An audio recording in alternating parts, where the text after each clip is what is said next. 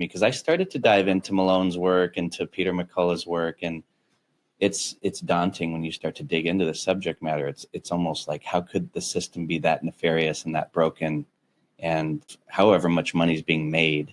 But you get into the 1986 Act. Let's get into sort of how we got here. Yeah. How did the medical doctors, I know doctors that have lived in my guest house because I rented out to doctors and nurses, that if I was to have this conversation and post it on social media, they would immediately have an emotional reaction, and they come from really high level training and they're institutionalized, but they're thinking, how did we get here?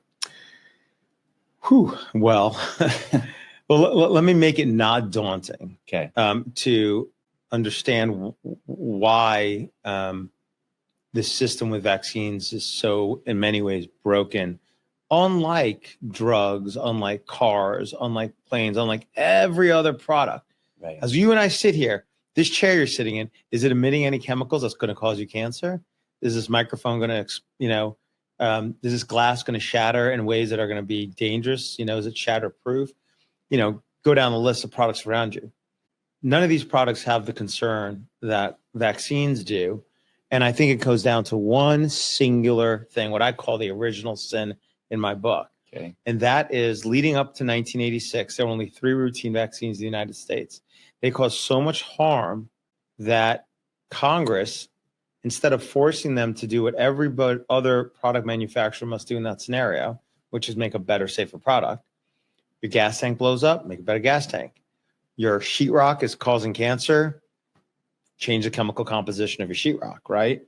So when your product causes harm, companies usually have an economic self-interest to correct course. They want to make money. Yep. Congress with vaccines went a different direction, and only vaccines. They told those manufacturers of those 3 vaccines, because they had all the manufacturers gone out of business except for one manufacturer left for each of them, MMR, GTP, and OPV. They said, you know what we're going to do?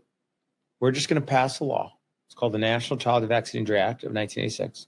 And we're just going to make it that all those families whose kids have been injured or died, they just can't sue you to claim that those products could have been made safer. It was a terrible decision. Yeah.